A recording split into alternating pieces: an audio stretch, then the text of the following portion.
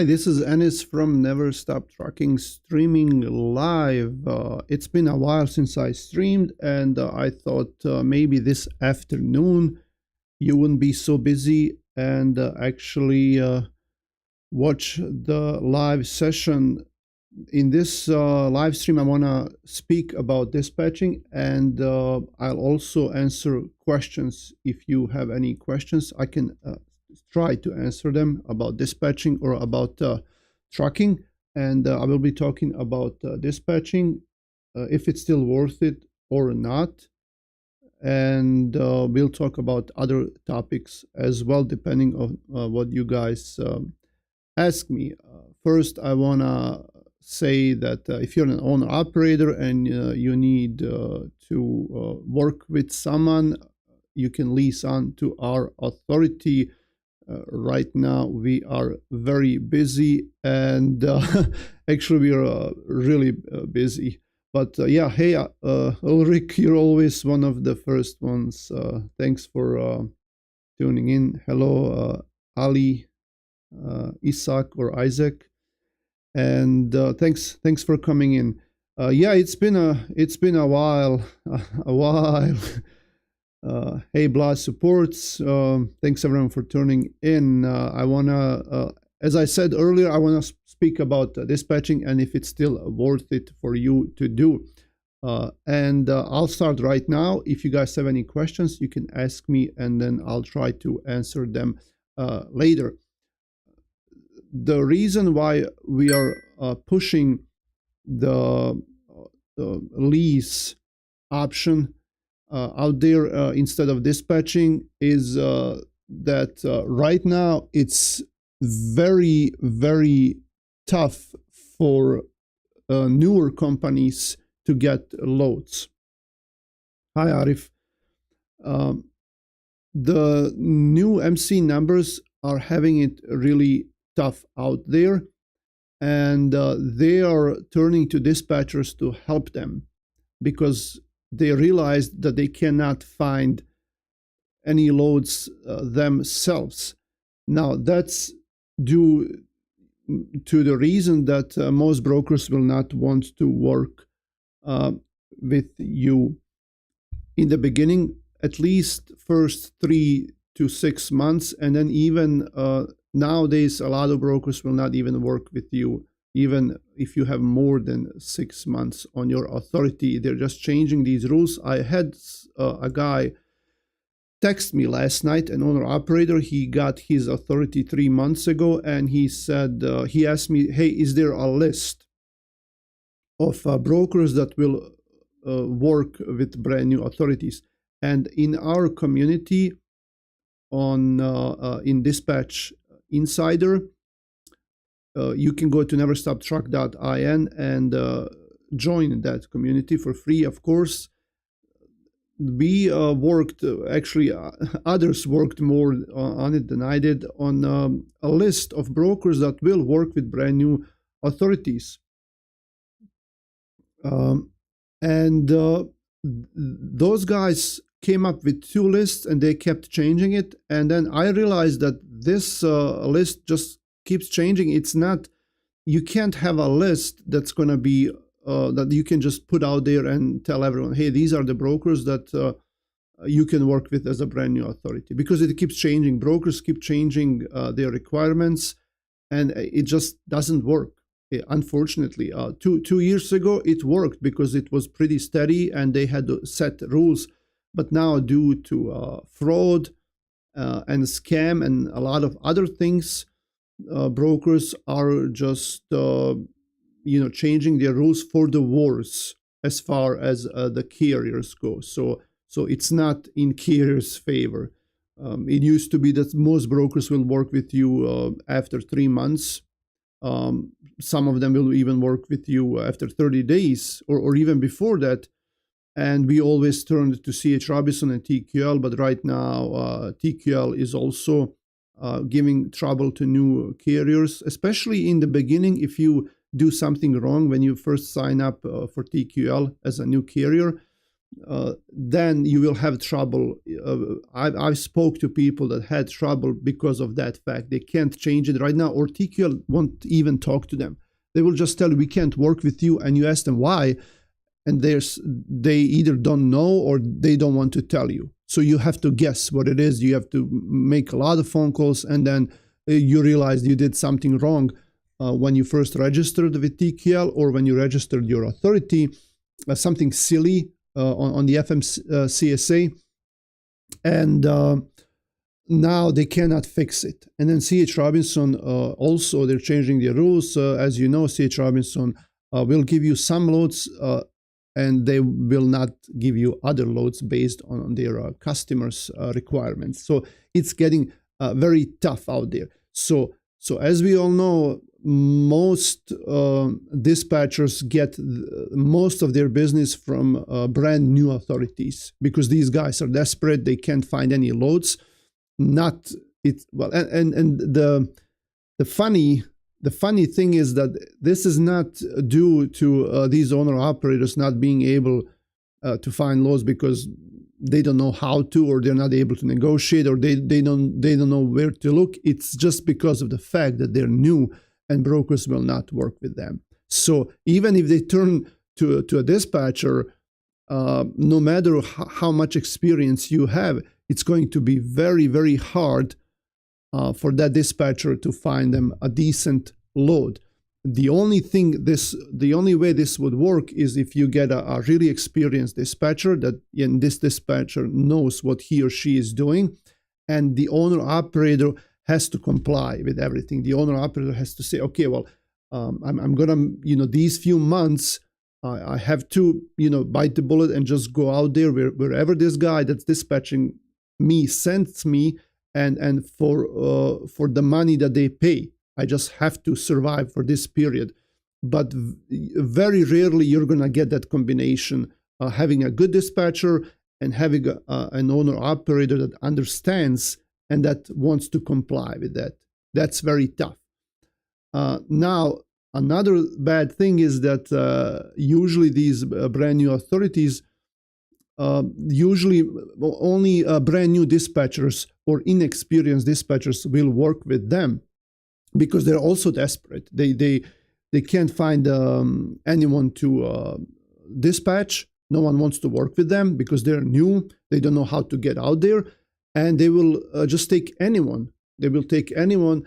They will be just happy. Like, okay, well, you just started the authority 1 month, 2 weeks, 3 months. It doesn't matter. I'll work with you because I don't have anyone, and I'll do it. But then that's where the trouble starts. Then these new dispatchers, they are not very experienced, and the owner operator does not want to listen, or they are not satisfied with these loads that they're doing or with their service, and then it usually doesn't work out.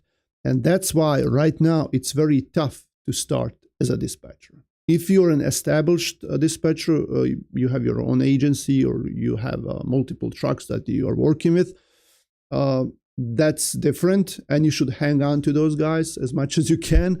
But if you're looking into starting right now, or if you're just starting, it's going to be very tough. I'm not going to lie to you. It's going to be very tough. And we had Zain Aslam is saying there are a lot of dispatchers coming from other countries. Like, I don't want to point fingers and put everyone in the same bucket and say everyone from this area or from this region or from this country is doing that. But the fact of the matter is that I get phone calls daily, at least 10 phone calls a day from one of these countries, and I just know it. And it's the dispatchers that are offering me their services, because I have my own authority, and they find my name and my phone number out there, and they're offering me their services in a very unprofessional way, and a way that, like, no one is going to sign up with them if they, like, if they do cold calling like that. There is no way anyone is going to do it, all right? But they just do it. Like, they have the auto dialers. They dial hundreds of phone, companies a day. and they just hope for the best, and it's getting really annoying.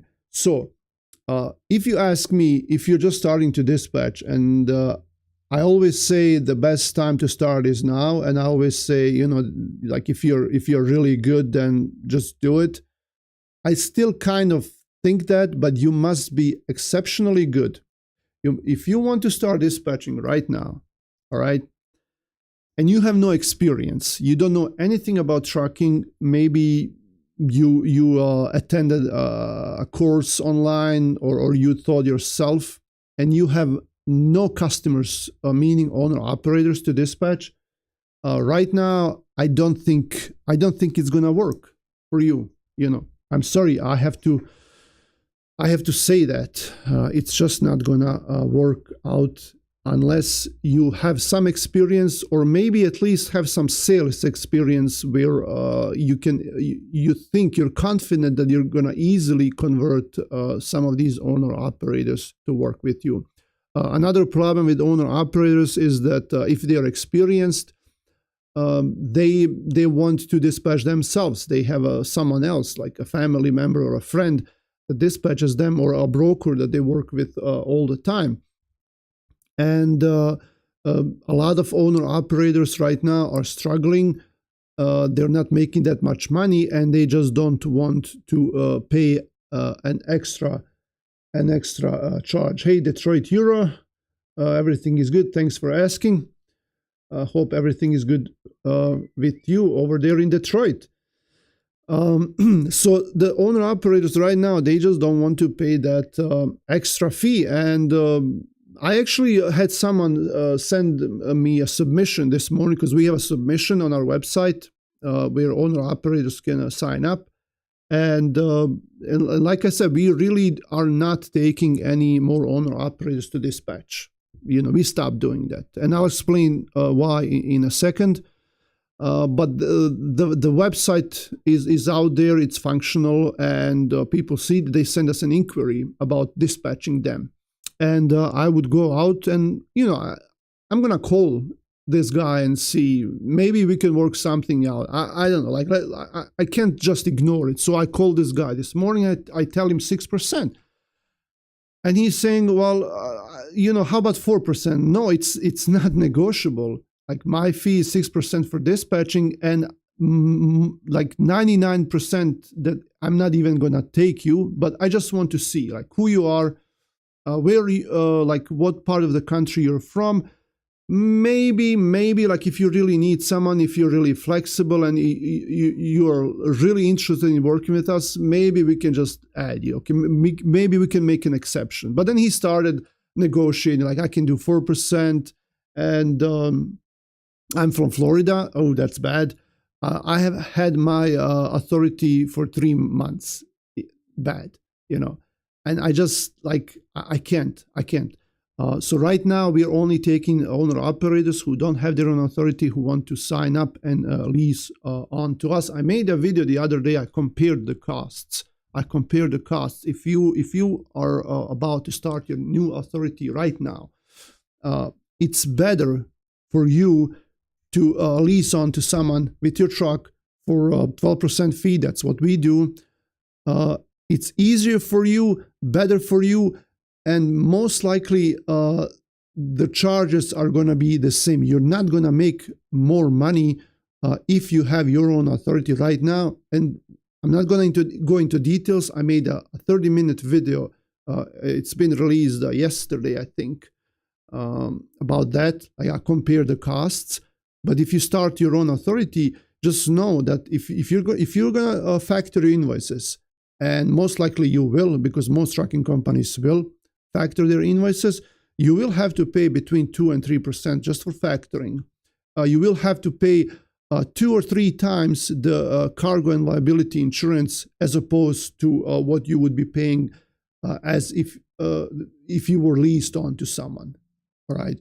So that's your biggest, like, you're gonna spend a lot of money, and then on top of that, most brokers will not work with you, and you're gonna miss on a lot of good loads if you have your own authority.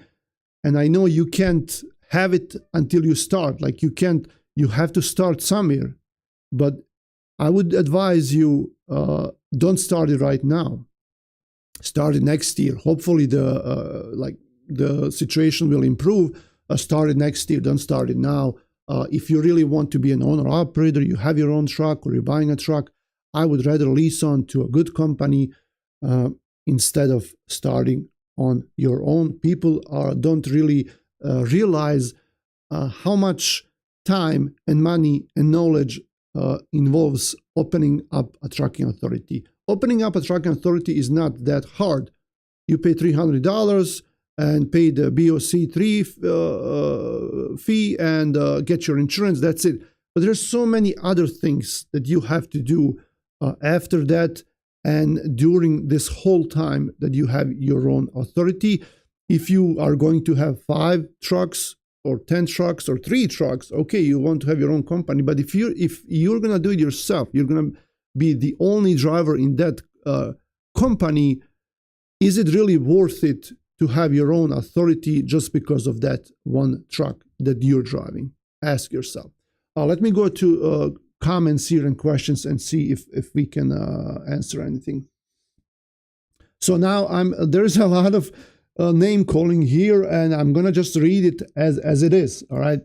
So now Be Serious is saying the people from Pakistan or India are offering their services really cheap, which is good for the carrier. We are working since 2019, and right now I'm still sitting on the desk and looking for the law. Now I'm assuming that you are from that region. If if this works for you, good for you. This day and age, it's really great that we can do a lot of things online. And if you're sitting at your desk across the world, maybe at your home or in an office, and you're working in a different country, in a different language, good for you. That's really a great accomplishment. I know a lot of people who do it. The only thing is that there are so many people that are trying to do this, and you could be someone that knows what they're doing, that has experience. But for one of those guys, there's so many other guys who are just like, it may be your friend, and they heard that you're doing this and they want to do the same thing, and they just jump in and they have no idea what they're doing and where to start and how to do this.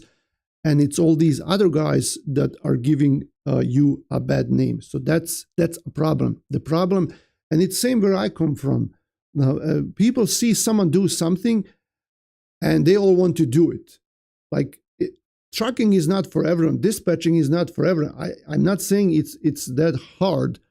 It's not hard. You can learn it, but it takes a lot of effort and patience and nerves and consistency to do it and to do it right. Trucking and dispatching is not something where you're going to jump in, make some quick bucks, and if it doesn't work, you're just going to go out and do something else. And then that doesn't work out for you, you're going to do something else. No, you have to either love this or be passionate about it, or you have to understand that once you start doing this, there is no coming back. I have been doing this for 20 years. I tried other things, on the side just to see like if I can do something else, because there's a lot of stress here. But I'm always coming back to this. This is my main source of income. This is my main occupation. And if you want to make it, you have to stay in it, whether we have good or bad times. All right. And you have to treat it like that. Sometimes you're not going to have a profit for months. All right, maybe even like last 2 years, you might not even get any profit. But that's how trucking is, right? So, but 2 years ago, we had a lot of profit. It was profitable for everyone. So if you were smart enough to save some money then you'll be okay now. And that's what you have to understand about trucking. It's not for everyone, and you have to like just try to learn to survive and just wait for the better times. Excuse me. All right. Let me see. Have you opened community chats on Telegram or Instagram? We have a community chat on GChat. Go to neverstoptruck.in, click on dispatchers up there, and you can join our community chat through Gmail. I'm almost done with the course JVC. Yep, there you go. If you have any questions, I'm here. Can I learn dispatching? Yes. Mr. Ennis, I think probably not the dispatchers per se. The problem is are the loads posted on the load board. They're difficult to cover in good. Maybe you can pick a good. Well, right now the problem is everything. It's not. I'm not saying the dispatchers are a problem. The name of this live stream is is dispatching still worth it? Is it worth it to you? Can you make it out there? Can you make some money? Will you succeed? That's the topic. The problem is the market, of course. The market is the problem because the loads are paying bad. You know, if the loads are paying bad, everyone is trying to save money. You get a lot of scammers out there. There's a lot of fraud because of that. I don't want to go into details, but it all started 2 years ago. You know, with COVID, with the wars that are going on around the world, and with inflation. With a lot of money government putting into the economy, and then after that you get the inflation. Everyone wanted their like everything was shut down for a few months, and then everyone wanted their products, and people were paying. They didn't ask for the price, like just pay whatever you need to pay to get it there. And we made a lot of money. Everyone made a lot of money, but the warehouses, everything, the supply demand has been met, and everyone started to get all these this inventory in their warehouses, and people stopped buying because they were like satisfied. They just didn't need any more product. And then, but in the meantime, these trucking companies are seeing these big profits, and they want more and more and more. Like, let's buy more trucks, let's hire more drivers. Then a friend of mine, like I'm not like, this is just an example. Like maybe someone sees me doing this or online, they're like, yeah, I want to get into this. I want to make some money. I'm going to buy a truck. I'm going to start a trucking company. I'm going to be a dispatcher because I see these guys are doing great, and everyone wanted in. And now we have so many trucks on the road, so many companies. Like 2 years ago, you had usually you have around like 300 or 400 companies opening every day. Every day you have 300 or 400 new MC numbers. Then it went to like 700 or 800 every day. When everyone was making all this good money, you go to FMCSA, you pull out the reports. Every day, there's 700 or 800 new companies opening up every day. That's crazy, and that's a big problem, and that's the biggest problem. And now, unfortunately, like if you go, because we work with carrier databases, if you go to neverstoptruck.in, we have carrier databases, and we can see the revoked authorities as well. And we have a list of revoked authorities out there every day. It's updated daily. So it used to be that back then when we had good markets, only like a couple of hundred authorities would be revoked every day, meaning like shut down. Now you have like 600, 700, 800 authorities shut down every day because of this. So now it will take a long time until this levels out back to the normal situation, and that's why we have this. That's why too many companies, too many trucks, and not enough loads, not enough freight to transport for all of them. So you have a problem. There is no such difference being dispatched if you're anywhere around the world. Nothing is good out there. Only you can survive. Well, you can say that there is no difference, but there is some difference. There is some difference. It helps you. It helps a lot if you're in United States. It helps if you have been driving like I have. It helps if you if you are presently somewhere where you can see what's going on with your own eyes and feel it. Like Emro, like, he's doing great. He's doing great, but he's one of a kind. There are few people out there that are not in the United States that are doing really great, because it helps you. It helps you if you're there in United States. It helps with everything. It's much easier for you, especially right now, because of the of highway, of RMIS, the AT board.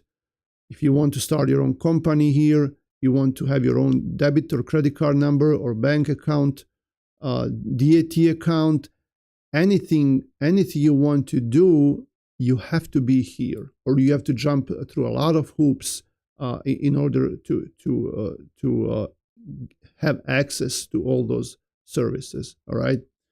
So it's very helpful if you're here. Hey, Lester Davis, can you teach us how to pitch? Oh, man. Well, that could be a stream for the whole day, and I haven't even perfected it. I haven't. It depends, like a lot of things. So I'm sorry, I can't really answer that in this live stream. For an experienced dispatcher, he needs trucks to dispatch, so they accept any kind of truck on board and promise big things. So no trucks and unlimited calls happen. Yeah. So that's true. Indians dispatching 2 and 3%. Yep. Unfortunately, for people out of the country, that might be enough as a pay for them. But for people who live here, then that's not enough. All right. You can't, like, let's say a truck, like all of them are promising your truck to make like between $6,000 and $10,000 a month, which is crazy. Come on. I know there are some people who cheat with their ELDs. There are a lot of companies, a lot of ELD providers who let you do that. I've been meaning to make a video about that. Maybe down the road. There are a lot of ELD providers who will change things for you, and we don't want to do that. But if they want to do it, it's on them. All right. And some of these drivers who are paying for these services, where they can change their hours of service on ELD, they can run more. Like I've had people ask me, like they wanted to drive 5,000 miles a week. Come on. Like even with paper logbooks, like how are you going to do that? You're just going to run nonstop and you're going to be illegal all the time. I mean, you can change whatever you want to. It can look illegal at that time, but if something happens, everyone will find out that you're not legal and you're going to be in big trouble. Not just your dispatcher, your company, your safety manager, the owner of the company. Everyone is going to be in big trouble. When I say big trouble, I don't mean just big trouble. I mean thousands of dollars in fines and jail and all of that. Lawsuits, we don't want that. All right, we don't want that. So these companies will promise them big bucks. They can make $10,000 with a drive-in a week. And for them, 2 to 3%, that's like $200 or $300, a week. But I don't think that's going to happen. But let's be more realistic. Let's say an owner-operator makes like $5,000 or $6,000 with a drive-in a week. So, for your 2%, you're going to be like, it's going to be $100 for, leave. Or maybe where you live, maybe that's enough. But right here, it's not. I can't dispatch a truck a whole week and find loads and sit down by the computer and troubleshoot and solve their problems and all of it for $100 a week. I just can't do that. It's not worth it. And even if you're not here, you should raise your prices. Like 2 to 3%. That's nothing. And people will say I'm greedy. Well, I'm not greedy.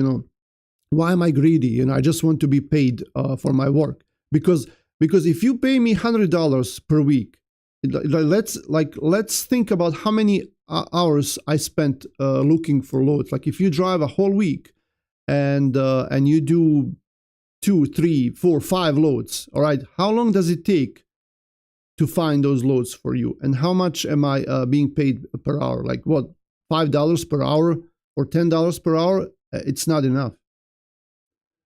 How do you negotiate with insurance companies? They're the worst people. Can you, Detroit Euro, can you clarify that question? Like how do you negotiate with insurance companies? You mean like for the cargo liability or for something else?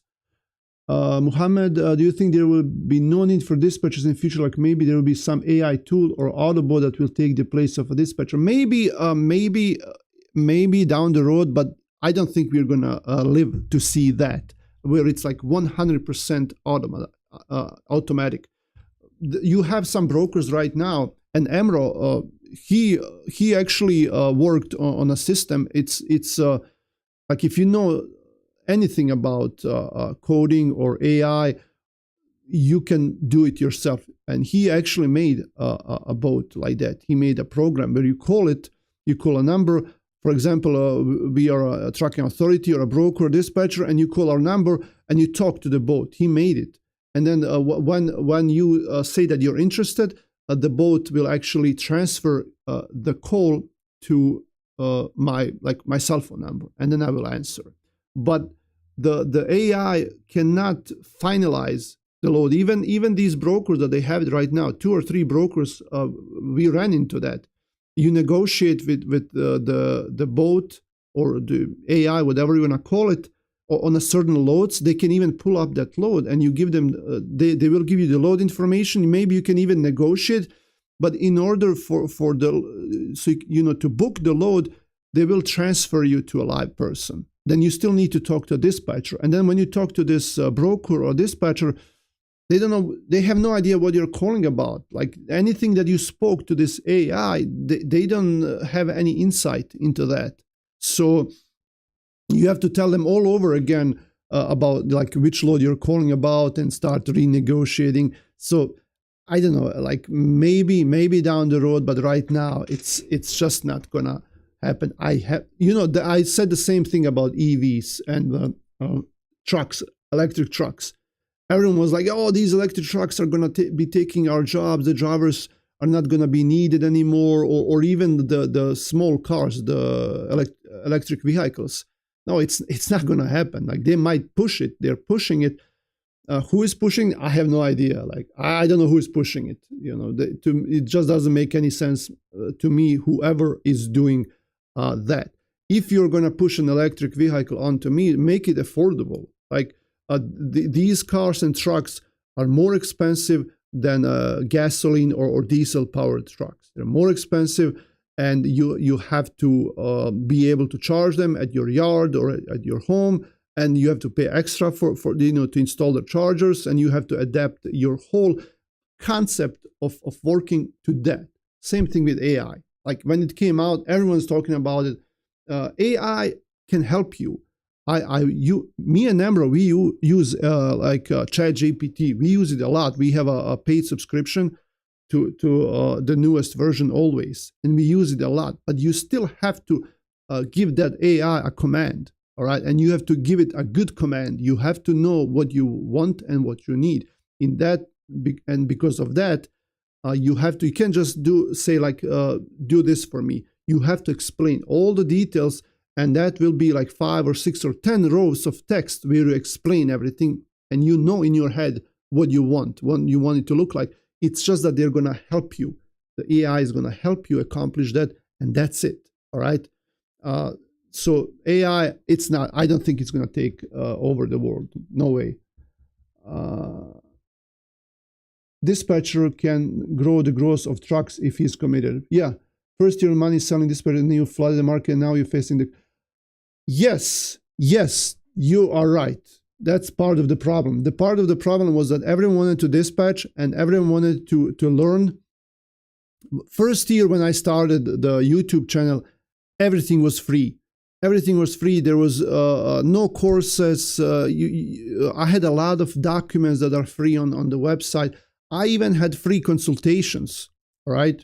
I had free consultations on the website, and people started asking me for courses. Like do you know of a good course? Can you recommend someone? No, I can't recommend anyone because I don't know them. How do I recommend them? Do you have a course? Can you make a course? And then we started making courses because people wanted it, right? People wanted courses, and we made those courses. And now they're like, well, you made those courses, it's your own. No, it's not my fault. I put it out there. There are other courses as well. If someone wants to do it, they can pay for it, or they don't have to. I have almost 500 videos on the YouTube channel. I bet you if you go through all of these videos, you will probably learn the same amount of knowledge, like maybe even more, as if you paid for the course. But it's not like some people, like if you have organized way of learning, if you have someone to support you, to answer questions that you can talk to, some people will learn better that way. And some people will appreciate more the information if you pay for it. Like if you watch it for free, then you're like, okay, I'll get to it when I can, But if you pay for information, for someone to teach you, then you will, most likely finish that, and you will most likely implement that information because you paid for it. All right. Same thing in consultation. I had a lot of free appointments, free open appointments. But then guess what? Someone makes an appointment for 4 p.m. and I'm like, okay, I'm going to be at the office and I'm going to wait for them and I'm going to give them a free consultation. It's fine. Maybe I have something else to do, but now I can't because I have to stay here. And a lot of times I stay and I wait, and the person does not show up because they didn't pay for it. They don't care. They don't even let you know, hey, I'm not going to be there. And that's a big problem for me. It's rude. It doesn't respect my time. All right. So I started charging for it. Now, if I charge for it, then I know you're going to show up. And my consultation is like, it's $100 per hour. All right. $100 per hour for 20 years of experience. Like, you can ask me anything you want, and I'll make sure I'll go out of my way to justify that price. I will even stay longer. It's not going to be 1 hour. It's going to be more. But if you pay for it, you will appreciate it better. And that's just basic psychology. Okay. Which states truckers are in bad shape? You mean like if you live in a certain state, then like what's a bad state to be in? I'm assuming that's the question. I can't find the Google chat. I will send you the link here for that. Okay, so you can go there. There is a procedure. It's not that complicated.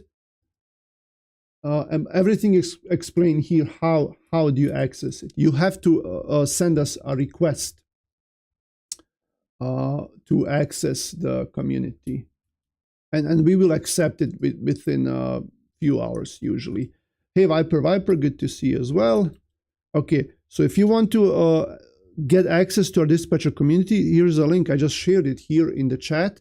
You click on it, and there are instructions there on how to do it. Okay.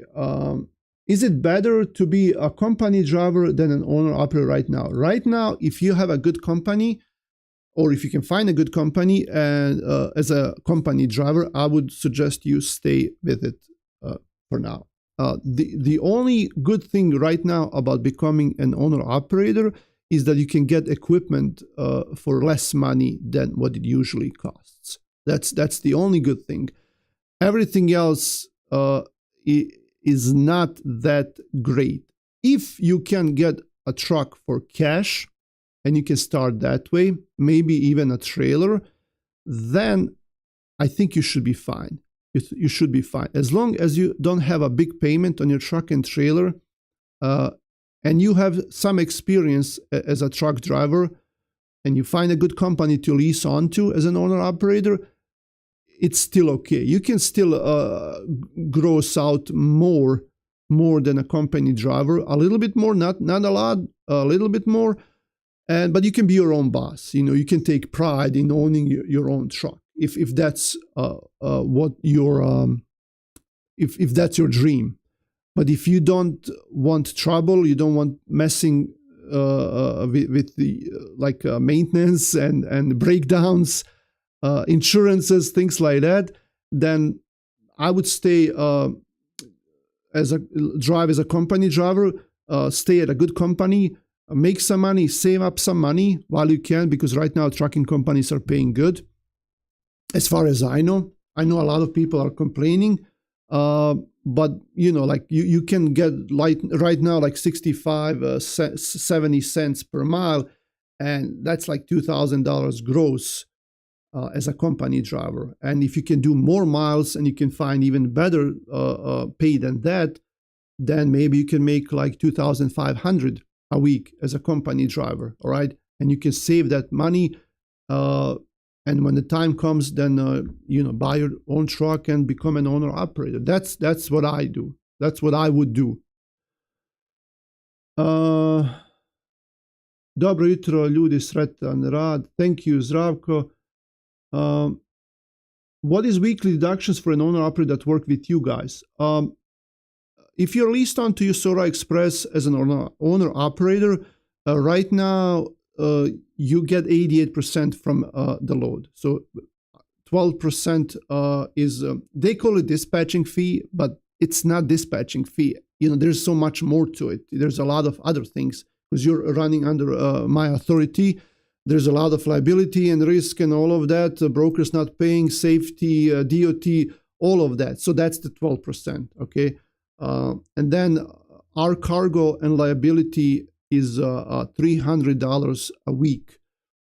And we included everything. So there is no extra charge for ELDs, for electronic logging devices, or IFTA, or anything else. So $300 for all of that, cargo and liability, and 12%. And of course, the fuel you use, if you're going to use our fuel cards. We have fuel cards with discounts. Around 20 to 50 cents per gallon is a discount. So that's it.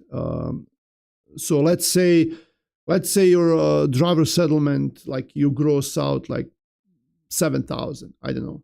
So 12% from that, $300 for the cargo and liability, and the fuel that you used. That's it. Zdravko, did you ever experience before you book a load, you check MC of the broker, but when you need to factoring company says it's not factorable? That happened to me.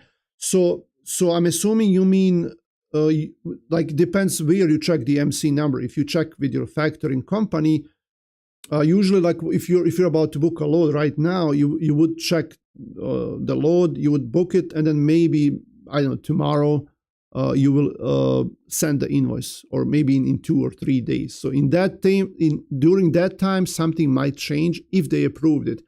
If you checked someplace else and not with that factoring company, then that's different. Then like that's, you should have checked with the factoring company. But sometimes they will change, like they will change their ratings and scores, and it's like it happens. I've heard of it. I don't know if it ever happened to me. I can't remember. But it's not unusual, because all of a sudden they might. But then you can talk to you should be able to talk to the factoring company and tell them, hey, I checked the MC number yesterday and you guys approved it. Can you make an exception? This one time. Usually, like my factoring company, they would do that. What's the best way to find trucks? It's a good question for another time. Like when we have more time. Hello, fellow dispatcher trainer. Happy to catch you live today. Hello, legacy dispatchers. Happy to have you here. The US doesn't have the infrastructure to support EV trucks. Yes, I agree 100%.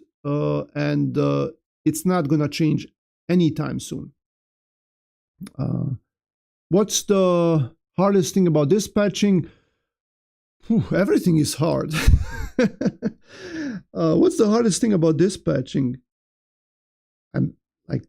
Maybe if you're an independent dispatcher, if that's what you're thinking, like if you have your own company, your own dispatching agency, if that's your question, the hardest part is, of course, finding and keeping owner operators or drivers. That's the hardest part. But if you're generally speaking about dispatching, like looking for loads, negotiating, the hardest thing is, like in my opinion, is to stay true and honest, and like keep your principles. All right. If you say that, like, I'm not gonna work with this broker anymore, I'm not gonna do this anymore. Maybe one time I lied about something in order to prevent something or to get a better deal. This came back and it didn't turn out good, and I'm not gonna do it anymore. I learned my lesson. I made a mistake. Everyone makes mistakes, and I'm not gonna do it anymore. But then you do it again. All right. For me, that could be the hardest thing, to maintain those principles. All right, and stay true to yourself. And it's not just because of you. Like, you're gonna feel better. Like, everyone else will notice that with time. It takes time to build reputation and get respected by drivers and brokers. And it takes like 5 seconds to ruin everything. So you have to stay consistent with those principles. To me, that's one of the hardest parts that I think everyone, like, it will show with time. Like, people may not notice it same day or in a month or in two, but you build your reputation. Like with this channel, you have to watch what you're doing. You have to watch what you're saying. You have to, like, if I say one thing today and I say another thing tomorrow, maybe you will not notice it right away, but someone will. And with time, if someone goes after me and rubs it into my face, then I'm like, man, this is this is not good. This is not a good way to build a reputation. So I think that's one of the most important things. What would be best degree route to get my foot in the door office side? Was a driver for 6.5 years. Also, you want to, I guess, Zachary, I guess you want to go into the office and do some dispatching or something else. Well, that's also a really good question. How do you well, it depends. Like, I guess depends if you're still driving, if you're driving in a certain company, if they have open positions to start, or if you want to do something by yourself. I guess it all depends. Like, if you wanna, I think the best training is the free training, as I call it, and they even pay you for it. The best training is to go into the office where you have been driving. I know the pay might not be, probably not going to be the same, but the best way is to go there and tell them, hey, I want to start dispatching. Do you have any positions for me? And that's the best way to learn. All right. If you go out on your own and you don't know, like, it's going to be tough. You're going to have to some cash saved in order to support yourself and your family, because you will not be making a lot of money and you're learning. So this, we're getting paid to learn. All right. That's the best way, in my opinion. Or look for ads and see if anyone is hiring dispatchers. Right now, most companies are not hiring dispatchers. They will tell you, like, hey, you need to have experience. I understand. Most companies will ask you right now, because they with these markets, like, you have to have an experienced dispatcher that they have to know what they're doing. You don't have time or the resources to train someone brand new. That's the problem in this economy. And I understand that you have to start somewhere. All right. So there are a lot of videos on YouTube, a lot of free videos, not just on my channel, on other channels as well. A lot of documentation, free websites where you can get the basic grasp. But if you have been driving for 6 years, man, like 80% of this stuff. Like, that's how I learned, right? The only thing that I had to learn is like maybe how to talk to brokers, not how to gain self-confidence. Because if you sound shy and brokers will take advantage of you. Even drivers, like they can sense it in your voice. So you just have to build that self-confidence. That's all.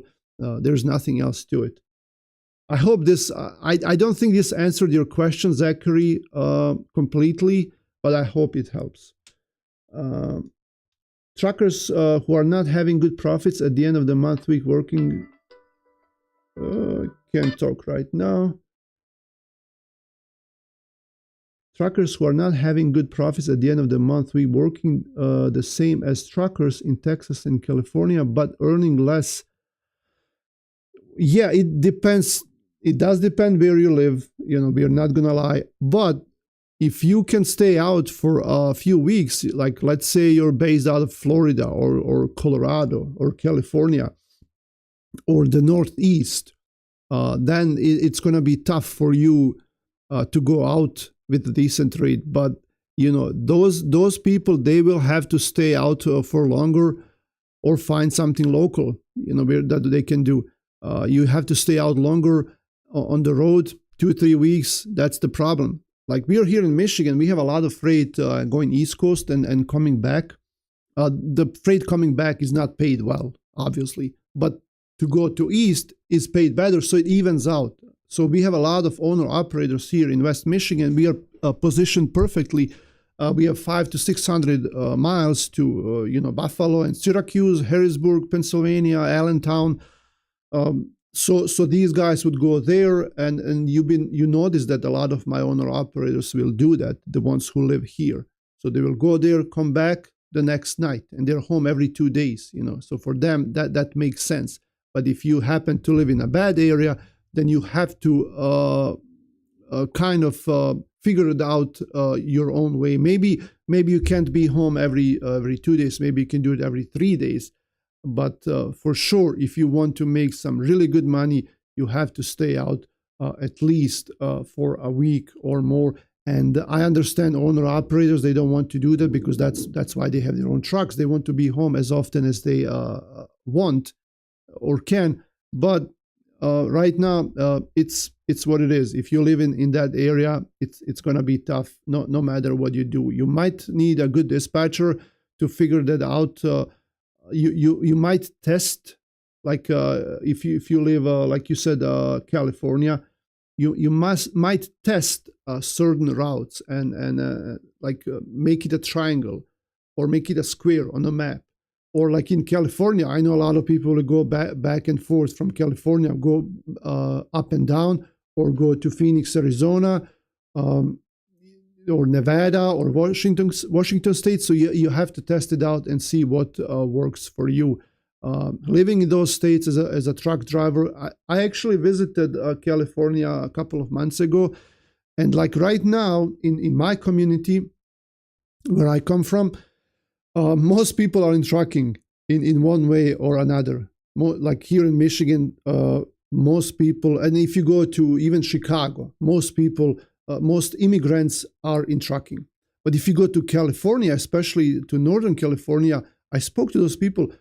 Like I couldn't meet a person that's in trucking because there is no money over there. They don't have the opportunities for trucking, for loads, to go out and come back with a good load. And so most people don't even bother with it. So most people don't even bother with trucking in those areas. So how's the van market in Midwest? Midwest is doing okay right now. It's not that bad, but it's not great either. Right now, southeast is much better than Midwest. But you can get some decent loads in Midwest, especially if you stay, if you do shorter loads. If anything you do over 600 miles, it's not gonna pay well. So if you're in Midwest, I would avoid Ohio. Ohio is not doing well. I would avoid Ohio. Now, East Coast is different. Iowa is not that great either. Wisconsin is doing okay if you're coming out of Wisconsin. If you're going to Wisconsin, it's not going to pay great. Minnesota used to be really good, but right now Minnesota is not doing that good. So if you want to stay in Midwest, I would suggest Michigan also. Michigan is not doing that great either. So you have Illinois, you have Kansas, Missouri, Kentucky, Tennessee, Wisconsin, Indiana, that's like I would stay in those states with a drive-in. All right, flatbed is doing okay anywhere you go except for like northeast, and the reefers are seasonal, so you have to follow that. What's my company and MC number? Uh, it's in description of each video. You have the website for the company. I have my own truck. I would like to dispatch it on my own. What would be the best way to go about it? What would be the best way? Well, you have to have some kind of a load board subscription. I know owner operators will use the lower subscription for DAT or truck stop. They're less money, and you don't have multiple trucks like in DAT one that we have. You can post multiple trucks.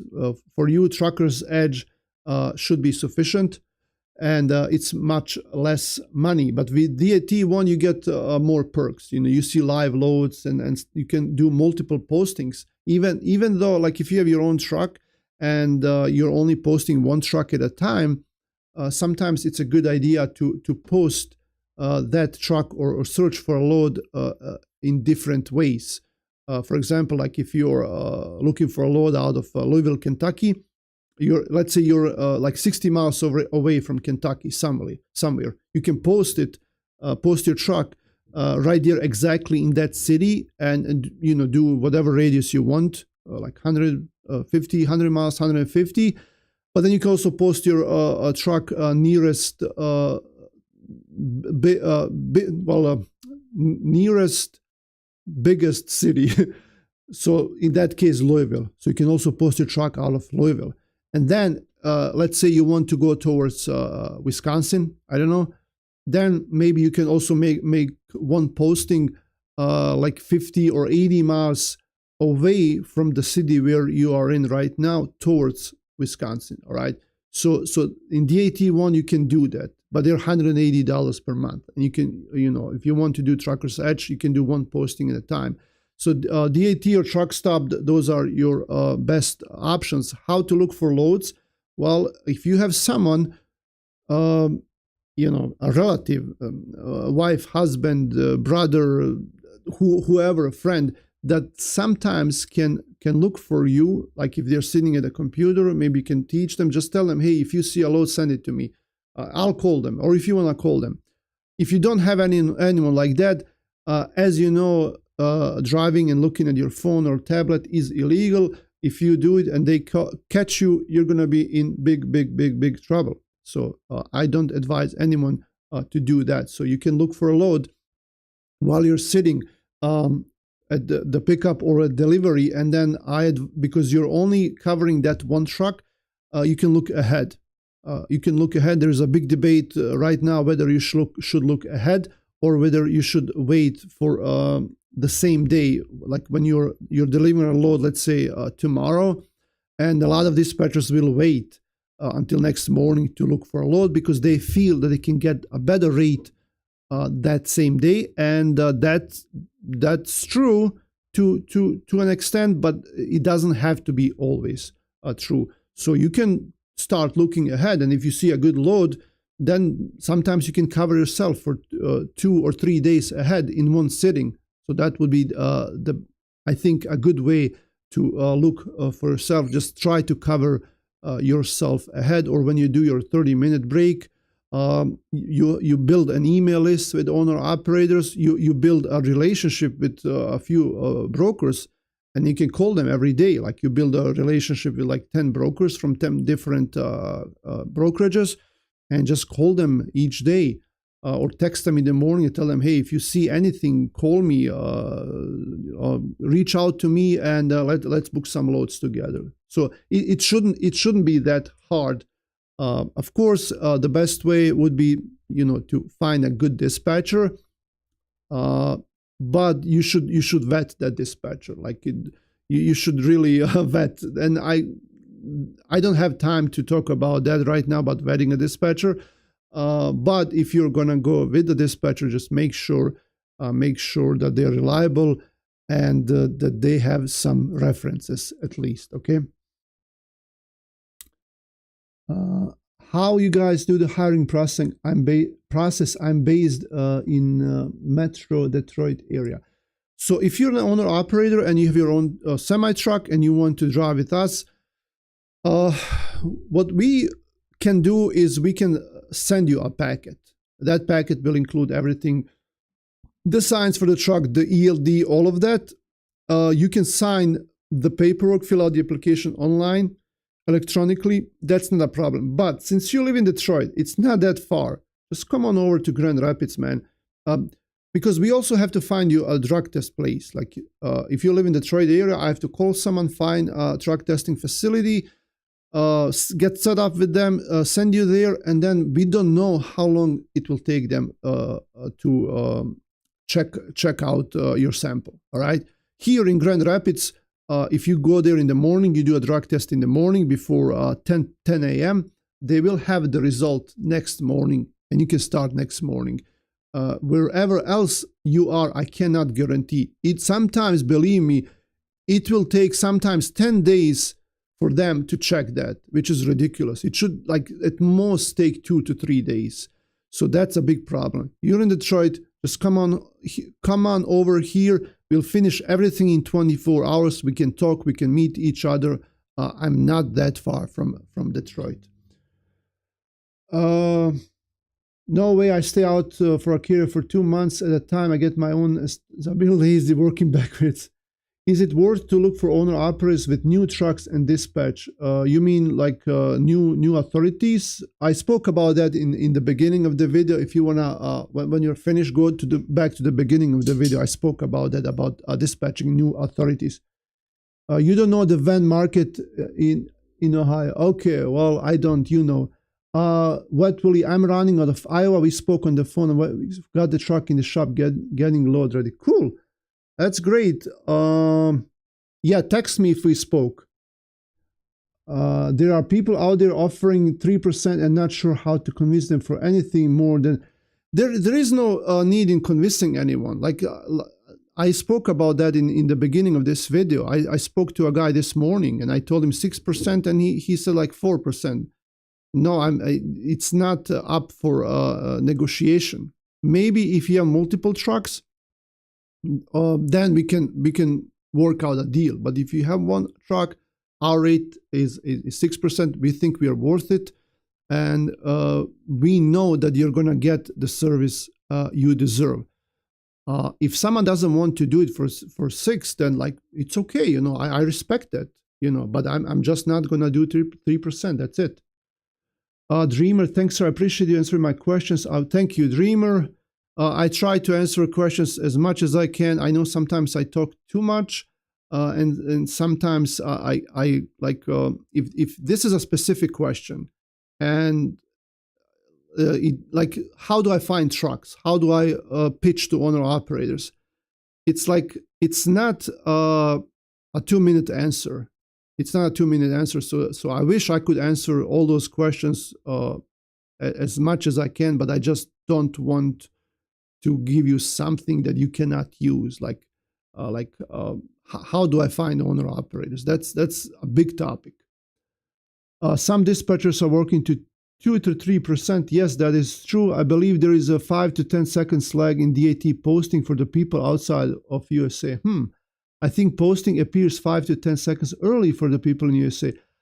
I don't know. This is the first time I'm hearing it. It might have something to do with your internet connection. Like same as like if you're playing games, you know. So the better your connection is, I don't know. You know, I don't think that's true. I don't think that's true because DAT really doesn't want you to work from outside of United States anyway. If they know, they will block you. So I don't think that they will just slow it down. You know, if they find out, they will for sure block you. They will not give you access to DAT anymore if they find out that you're not in United States. But yeah, it's you know, could be. We don't know. I don't have a proof for like your claim or for my claim. I just don't think that's the case. It could have something to do with your internet connection.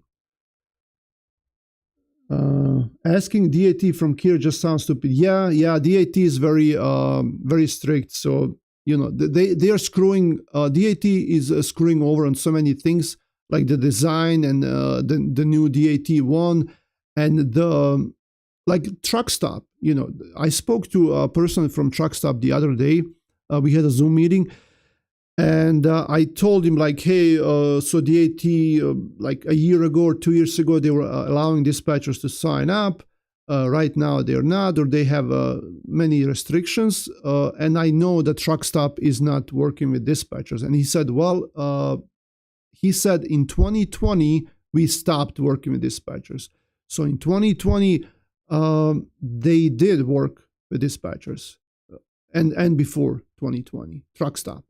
But now, after that, they stopped. They don't want to do it anymore at all. DAT, like, they don't know what they want. They don't know whether they want to be here or there. Like, they're saying, well, you can sign up as a dispatcher because I want your money, but here are all these things that you have to do, and they're literally impossible to do all those things. So why not just say, hey, like, we don't work with dispatchers anymore. Or here's a separate system for you guys. Like, here is a separate load board. These are the restrictions. These are the requirements. There you go. That's for you. I think that would be fair. Truck stop just said, no, we're not going to work with dispatchers anymore. That's it. And no one even tries anymore. Like, no one even talks about truck stop anymore. Only you have carriers, brokers, and shippers using truck stop. And they have their RMIS, they have their ITS dispatch. So that's what they're concentrating on. All right. How to plan journeys to save fuel? Just drive slowly. That's the best way to save fuel. Seriously, like I can see when I am doing the driver settlements, and I know some drivers. I know them for years, and I know that they're driving slowly.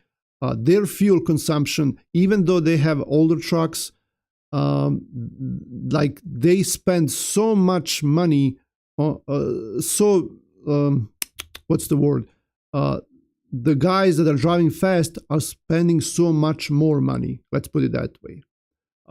They see average on a week 200 or even more. On an average, more than what these guys who are driving slowly. That's what they see. So, times 52 weeks, 200, that's a lot of money, all right? That's a lot of money you can save just by driving like 5 miles per hour slower or even more, all right? How to, as a carrier, already giving up 3% to factoring, yeah, then add on dispatcher for 6-8, we talking, might as well ease on. Yeah, I totally agree. It doesn't make sense. And especially if you're, and this is an answer to Wet Willie. Wet Willie. So, especially if you're brand new and you have to pay much more for insurance, right? Because insurance, the cargo and liability, cargo is always low. Cargo is not that expensive. Cargo is like between $1,000 and $2,000 a year for a truck.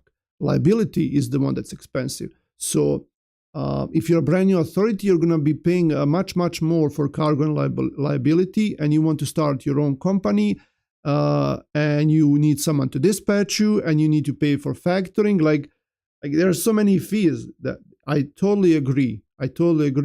And right now the loads are not paying that well, so it doesn't make any sense. If we were to see let's say drive and rates $3 to $4 per mile or more, then okay, you could justify that price. You could say, okay, well, I'm gonna pay them. It makes my job easier. But if your average rate per mile is $2 or less, then you can't afford. That's why dispatchers are also seeing less work, because owner operators just don't want to pay any extra fees, and it's normal. Get an authority to try and keep most of the money. You better be a dang good dispatcher to give up more than 5%.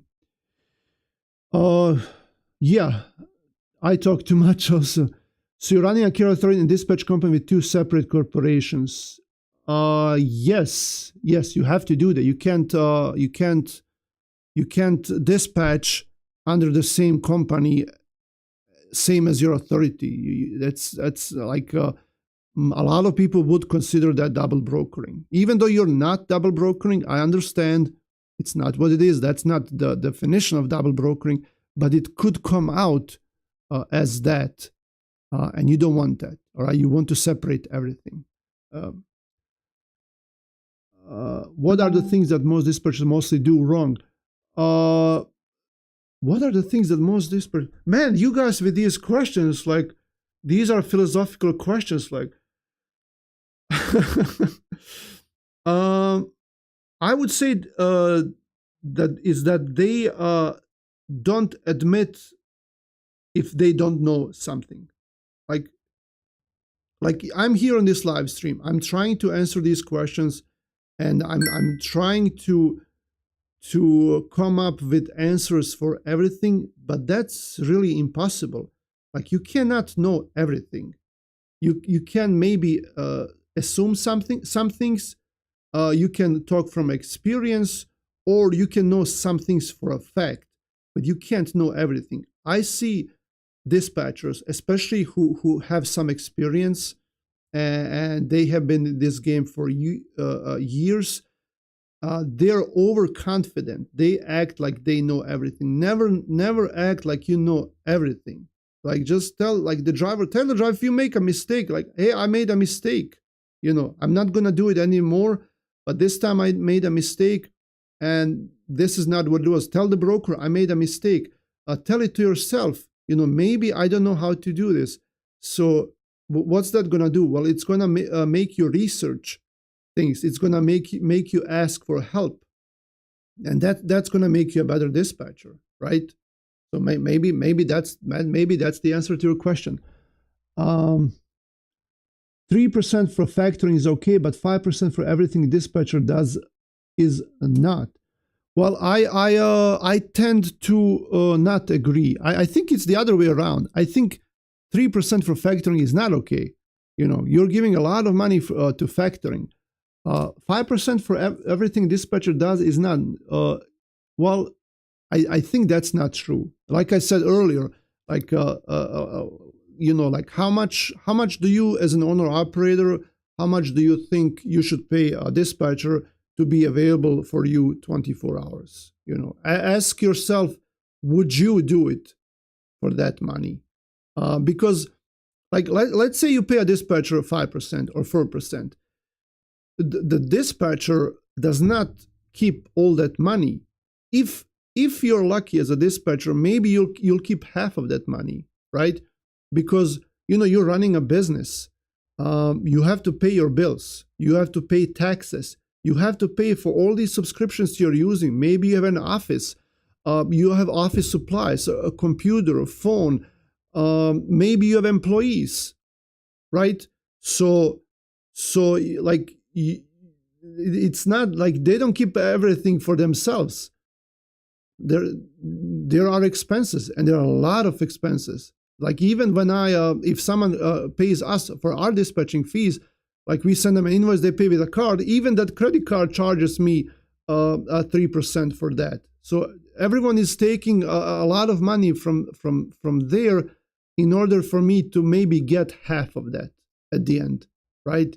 So it's not that all black and white, right? There are more things to it. Same as with you as a driver, Hasib.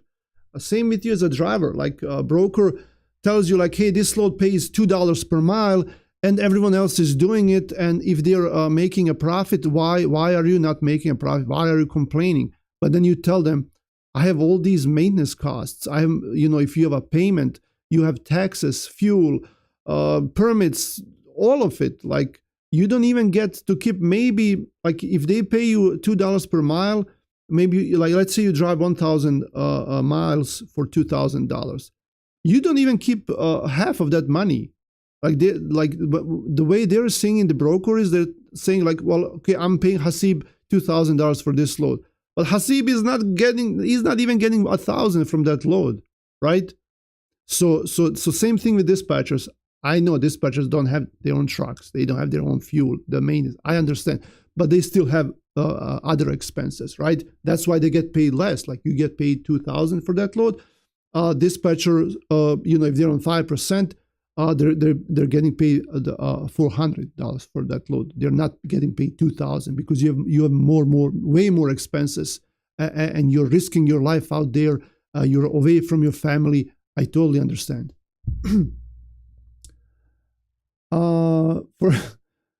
Let me see. So many questions and comments. Okay, hold on, I gotta go back. I thought DAT required dispatchers to have an EIN to gain access. At least that's what it was back in 2020. Oh, no, it changed a lot. I had, like, as they were changing the rules, I was putting out videos about that. So they changed a lot of rules for dispatchers. Right now, if you want to sign as a dispatcher to DAT, like if you're a new dispatcher, you want to have access to DAT load board, the carrier or the owner operator that you're dispatching as a dispatcher, they have to have an account with DAT load board, and they have to call DAT and tell them, hey, make this Ennis from 3B Logistics is dispatching me, make an account for him. And that's the only way me as an Ennis from 3B Logistics can have access to DAT load board right now if you're a brand new dispatcher, right? So that's the only way. It used to be like that, and they changed and changed and changed. Now it's this. What kind of ELD you guys using? We are using Motive, formerly Keep Trucking. I think it's the second largest in United States, something like that. They're very popular. They're intuitive to use, easy to use. They have good support. But like I said earlier in this video, I get owner operators asking me like, hey, is there any way like something can be done with driving on your ELD? No, it can't. So that's your and they're like, well, maybe I thought you were doing a video and you're not supposed to say it, but when I called you privately, maybe you will do it. No, I will not do it. I can't. Even with Motive, even if you want it, they don't do it. But I don't want to sign up for an ELD that does that, right? I don't want to mess with that. I like my job. I like my company. I don't want to risk anything. So Motive, everything has to be legal. No violations. Everything has to be perfect. And that's how I've been staying in business for a long time, all right? Because I want everything to be legal. What will giving you a thought process, trying this dispatcher market to care, that's how drivers are thinking. Yeah, I think once you sit behind desk of a dispatcher, you will be willing to give more than 5%. It's like it's based on need. Like if an owner operator needs a dispatcher, they need someone. They will pay no matter what, right? They will not pay 20%. I understand, but if you really need a dispatcher and you're an owner operator, it doesn't make any difference if it's 3% or 6% because you need someone to help you, right? And now, if you can choose and pay someone for less money, then like you have a good dispatcher that's charging 3%, and you have a good dispatcher that's charging 6%. Of course, you're gonna go with the one that charges 3%. I understand that, but if everyone was charging 5 and 6, you would have no choice. Then you would still pay for it because you do need a dispatcher. Same with factoring companies. I get a really good deal with my factoring company. I get a really good deal, and whoever I tell it to, they don't believe me, and that's why I'm not going to say it here. But most of the time, it's between 2 and 3%, and I think that's too much. But it's what it is, and everyone is used to it, and everyone is paying for it, no questions asked, right? Because you have to. You have no choice. If you're going with factoring companies, say with dispatchers, if you really need a dispatcher, you're going to pay them, and because they will make your life easier if you work with someone that knows what they're doing, right? And they will be worth it. What is a sales agent in dispatch? Does he brings owner operator to you on commission base? Sales agents, a lot of companies will have someone that calls around and pitches the dispatching services. But the problem with that is you have to have a sales agent that actually has dispatching experience or trucking experience, right? Because some of these companies that keep calling me, most of them are sales agents, and they're saying, I have good loads for you. I can find you loads. And then you tell them, okay, well, find me a load. And then they're saying, well, we'll transfer you to someone like who dispatches trucks. So I understand they cannot do everything. They can't call all day and dispatch trucks. It doesn't make any sense. But the other day I asked them about I made up some equipment. Like I made up like some trailer type, and I told them, can you cover these trailers? And they say, yeah, we can cover those trailers, because they don't even know what the trailer is. Like they're just making stuff up as they go. So it will help. It will, like if you're doing sales, you're looking for owner operators, it will help if you know something about trucking, right? Because when you talk to an owner operator or a truck driver, like you're just going to embarrass yourself because you don't know anything about trucking, and you claim that you can get them like $10,000 per week, right? Twins 3 bill user. I'm a fraud. Okay. So XLI, like what's like do you have a problem with me? Like if this, like if you don't like the channel or the live stream, like you don't have to watch it, right? So that's your problem. But if you think because I'm successful, I have multiple companies, that I'm a fraud, then then you have a problem, right? And I have just for you, I even have more companies, right? This is not it. I have at least 3 more companies. So trucking industry is definitely one of the hardest to begin with. I thought starting with 10K were enough, but I lost everything. I feel I have loans. Yeah, it's like I said, it's I made a lot of mistakes too. Like everyone made mistakes. So that's how you learn, right? So hopefully, like when you do it next time, if you do next time, then you'll learn from mistakes, and you're just gonna do better, right? If a guy grosses 5K, 250 gonna 5% every dollar counts. This truck entry isn't cheap to fix. No. I totally understand the carrier. I know $250. It adds up. Like you do it 52 weeks a year, it adds up, and then you have a lot of other fees too. So if you can dispatch yourself and try to avoid paying that fee, I go for it. I would do the same thing, right? Like in my case, like if I have the experience with trucking and dispatching, and I go out, buy my own truck and go out, I'm not gonna hire a dispatcher. I'll do it myself. Why should I pay someone? Right? I totally agree. But you have to understand there are other people who don't want to do that. They don't want to be on the phone and negotiate loads. Some of them, like, they don't feel comfortable doing it. They don't like doing it. Some of them say, like, hey, I don't know how to do it. I need you to do it for me, and I will pay you for that, right? It's same as like cutting your own grass, right? Some people go out and do it themselves. Some people don't want to do it, or they don't have time. They hire someone else. So it's, I understand both options totally. Come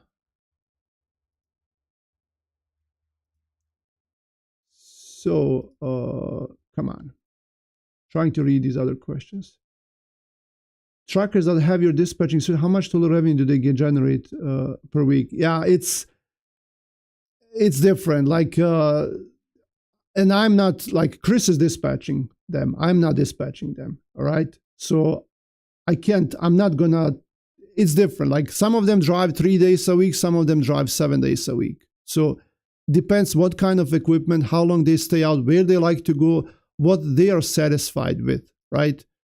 And as we all know, the average rates right now are $2 per mile. So if someone asks me like, how much do you average? Well, I just tell them the average rate is $2 per mile for dry vans, and that's how much you average.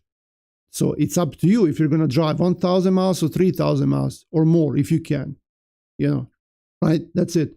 It's very simple. Do you pay IFTA for under 26,000 pounds? Well, if you go out of the state, then you have to pay for IFTA. Under 26K, I don't know. I would have to look it up because I work with semi trucks, right?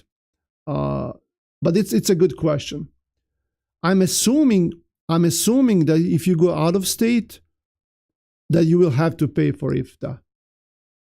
XLive, I'm just gonna kick you out, man. This is ridiculous. Like, if you can't appreciate that I'm using my time here and putting out almost 500 videos out there for everyone to watch. If you can't appreciate it, if you have a problem, then you're just not gonna be here. So, goodbye.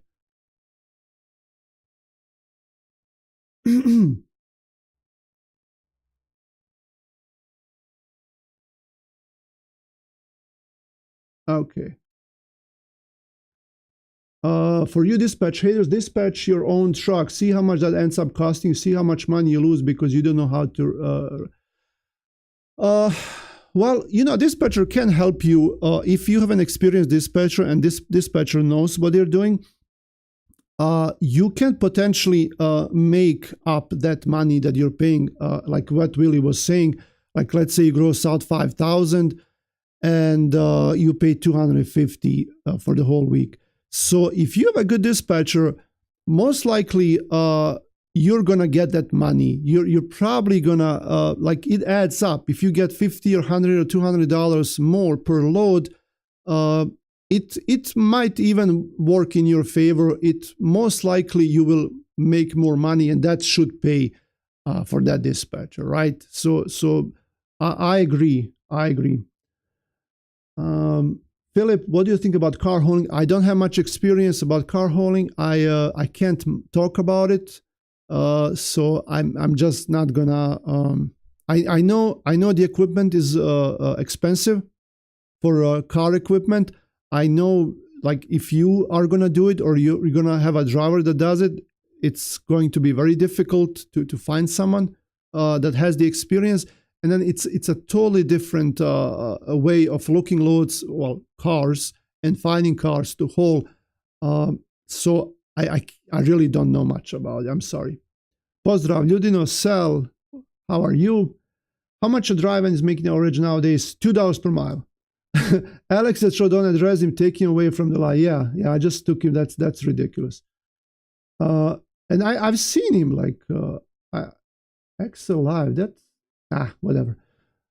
Is it compulsory to have registered dispatch company to work? No, it's actually not. People have this misconception. Like, in the United States, you don't have to have a company to have your own business. That's what's great about this country. Even if you want to have your own business, it's very easy to form a business, but you don't have to. In most of the cases, you don't have to have a company, right? People who live abroad from overseas just assume like it's gonna make me look more legit because I have a company, right? And DAT back in the day, they did require you to have a company and the EIN number, right?